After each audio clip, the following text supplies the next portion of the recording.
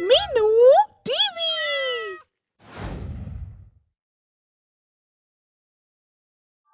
यह कहानी है महादेव के परम भक्त थिम्मन की। थिम्मन को पांडव पुत्र अर्जुन का अवतार माना जाता है। थिम्मन जंगल में रहता था और भोजन के लिए रोज जंगली जानवरों का शिकार किया करता था। एक दिन थिम्मन जंगल में शिकार करते करते एक पुराने मंदिर में पहुंच जाता है और वहां स्थापित शिवलिंग को देखकर उसके मन में महादेव के प्रति प्रगाढ़ भक्ति भाव जाग उठता है। हे महादेव, आज से ये थिम्मन तुम्हारा परम भक्त बन गया है। तभी थिम्मन के अंतर मन से आवाज आती है, अरे थिम्मन, सिर्फ भक्त ही बना रहेगा या अपने आराध्य महादेव को कोई चढ़ावा भी चढ़ाएगा? अपने मन की यह आवाज सुनकर थिम्मन शिवलिंग पर मांस चढ़ाते हुए कहता है, हे महादेव, मेरा चढ़ावा स्वीकार करो। जैसे ही थिम्मन शिवलिंग पर मांस चढ़ाता है, कैलाश पर्वत पर विराजमान माता पार्वती हंसते हुए महादेव से कहती है, स्वामी, ये क्या? आपकी इस भक्त की हिम्मत तो देखिए, आपको मांस का चढ़ावा चढ़ा रहा है। पार्वती, मैं भक्त का चढ़ावा नहीं बल्कि उसकी भक्ति और श्रद्धा देखता हूँ। स्वामी, तो क्या आप इसका मांस का चढ़ावा स्वीकार कर लेंगे? यह सुनकर महादेव कहते हैं, भक्त अपने सच्चे मन से शिवलिंग पर जो भी चढ़ावा चढ़ाता है, मुझे वही स्वीकार्य होता है देवी पार्वती। उस दिन के बाद थिम्मन रोज मंदिर आता और शिवलिंग पर मांस अर्पित करता और उनसे अपने मन की बात कर वापस लौट जाता। एक दिन थिम्मन शिवलिंग को देखकर सोचता है, अरे, शिवलिंग पर तो काफी धूल मिट्टी जमा हो गई है, क्यों ना मैं इसे धोकर स्वच्छ कर दूं? यह कहकर थिम्मन शिवलिंग की सफाई करता है और फिर पास के झरने पर जाता है। झरने से पानी लाने के लिए उसके पास कोई बर्तन आदि नहीं था, इसलिए वह अपने मुंह में ही पानी भर लाता है और उसे शिवलिंग पर डाल देता है। उसके उपरांत मांस अर्पित करके लौट जाता है। थिम्मन को यह करते देख पार्वती महादेव से कहती है, स्वामी, यह थिम्मन आपका कैसा भक्त है? शिवलिंग पर मुंह से जल चढ़ाता है और मांस अर्पित करता है। पार्वती, ये थिम्मन जो भी कर रहा है, मेरी सच्ची भक्ति और सच्चे स्नेह से वशीभूत होकर कर रहा है। जिस मंदिर में थिम्मन शिवलिंग पर मांस अर्पित कर महादेव से अपने मन की हर बात निसंकोच करता था, उसी मंदिर के शिवलिंग पर जल चढ़ाने और उसकी साफ सफाई के लिए एक ब्राह्मण भी नित्य प्रतिदिन आता था। रोज रोज शिवलिंग पर मांस का अर्पण देख ब्राह्मण का मन घृणा से भर जाता है। एक दिन ब्राह्मण महादेव से शिकायत करते हुए कहता है, हे देवों के देव महादेव, ये कौन उद्दंड, नासमझ और अधर्मी मानव है जो रोज रोज शिवलिंग पर मांस अर्पित कर इसे गंदा कर जाता है? आप ऐसे दुष्ट मनुष्य को दंडित क्यों नहीं करते? उसी रात महादेव उस ब्राह्मण के स्वप्न में आते हैं और उसे समझाते हुए कहते हैं, हे ब्राह्मण, जिसे तुम अधर्मी और उद्दंड मानव समझ रहे हो, वो तो मेरा परम भक्त है। उसके द्वारा अर्पित मांस मेरे लिए अमूल्य भोग के समान है।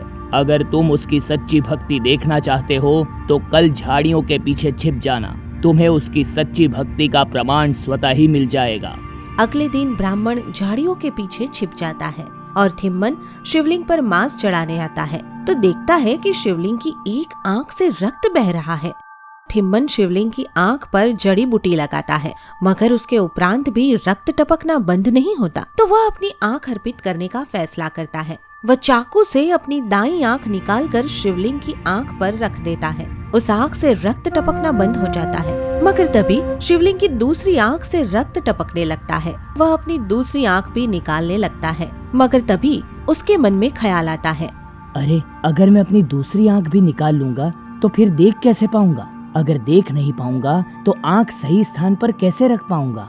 यह सोचकर थिम्मन शिवलिंग की दूसरी आंख पर अपना पैर रख लेता है ताकि अंधा होने पर आंख सही स्थान पर लगा सके।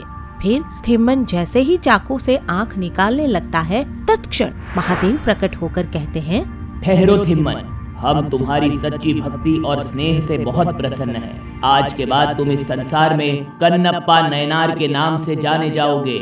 यह सुनकर थिम्मन महादेव के आगे दंडवत हो जाता है और कहता है, हे देवों के देव महादेव, इसका क्या अर्थ है?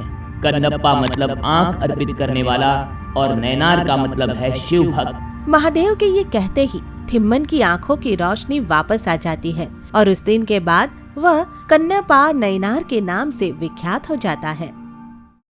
आप सुन रहे हैं कहानी अम्बे माता का चमत्कार।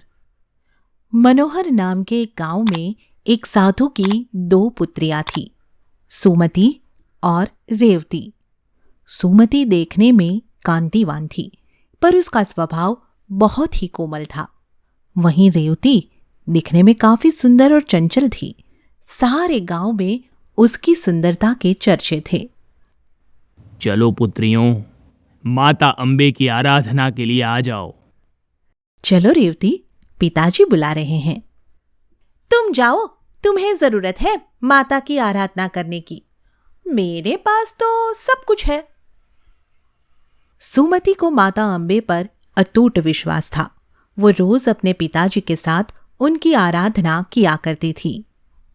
कहो भाई, कोई रिश्ता आया मेरी दोनों पुत्रियों के लिए? रेवती के लिए तो कई सारे अच्छे अच्छे खानदान के रिश्ते आ रहे हैं, किंतु सुमति के रूप के कारण एक बहुत ही गरीब घर से रिश्ता आया है। हे माता, ये आपकी कैसी लीला है? अब मैं क्या करूं? सुमति सब कुछ सुन लेती है और अपने पिताजी से कहती है, आप मेरी शादी गरीब परिवार में कर दीजिए पिताजी। मुझे अम्बे मां पर पूरा विश्वास है। अगर मेरी किस्मत में होगा तो मुझे जरूर सुख मिलेगा। जहां रेवती की शादी एक बड़े ऊंचे खानदान में होती है, वहीं सुमति की शादी एक गरीब लकड़ी काटने वाले के साथ हो जाती है। किंतु सुमति का विश्वास मां अम्बे पर अटूट था। वो बिना किसी शिकायत मां अम्बे का आशीर्वाद लेकर अपने पति के साथ चली जाती है।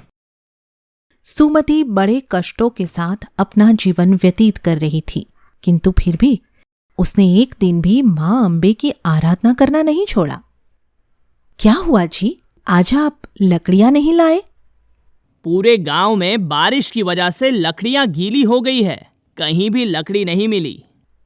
कोई बात नहीं जी, कुछ दिन हम फलाहार खाकर ही गुजारा कर लेंगे। सुमति और उसके पति ने पूरे 9 दिनों तक अन्न का दाना भी ग्रहण नहीं किया, केवल जल और फलाहार का सेवन ही करते रहे। और एक दिन उनके द्वार पर एक छोटी सी कन्या आ खड़ी हुई। तुम कौन हो कन्या? यहां कैसे आई हो? मुझे बहुत भूख लगी है, क्या आप मुझे कुछ खिला सकती हैं? हाँ हाँ, अंदर आओ। सुमति के पास ज्यादा कुछ तो था नहीं, बस थोड़ा सा दूध और थोड़े चावल पड़े थे। उसने उसकी खीर बनाई, कन्या के पैर धोए और उसे आसन पर बिठा दिया और बहुत प्रेम भाव से उसे खीर खिलाई। मैं आपसे बहुत प्रसन्न हूं, आप जो चाहे मुझसे मांग सकती है। और देखते ही देखते कन्या एक दिव्य रूप में बदल गई। ये दिव्य रोशनी कैसी है? आप कौन हैं?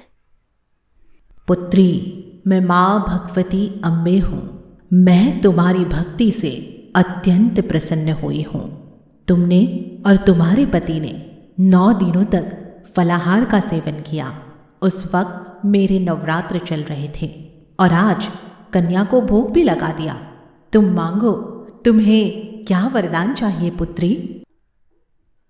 माता, आपकी कृपा मुझ पर हुई है, मैं धन्य हो गई। मैं और मेरे पति सदैव आपकी आराधना करते रहे, मुझे और कुछ नहीं चाहिए। सुमति, मैं तुम्हें वरदान देती हूं कि तुम्हें संसार का हर सुख प्राप्त होगा और तुम्हें जल्द ही एक अलौकिक पुत्र की प्राप्ति भी होगी। और जो भी भक्त तुम्हारी तरह मुझ पर अटूट विश्वास रखेगा, मैं उसके सारे कष्ट दूर कर दूंगी। मां अम्बे की कृपा से सुमति का घर संसार हर तरह के सुखों से भर गया।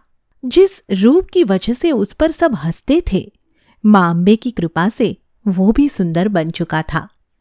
उसके पति को व्यापार में बहुत तरक्की मिली और मां अम्बे की कृपा से सुमति को एक पुत्र की भी प्राप्ति हुई। सुमति अब मां अम्बे की कृपा की कथा हर किसी को सुनाती थी और गरीबों की भी सेवा और मदद किया करती थी। जिस तरह मां अम्बे ने सुमति पर अपनी कृपा दृष्टि बरसाई है, उसी तरह वे सबके कष्ट दूर करे। जय मां अम्बे। आगे की मजेदार स्टोरी के लिए चैनल को सब्सक्राइब करें और बेल आइकन प्रेस करना ना भूलें।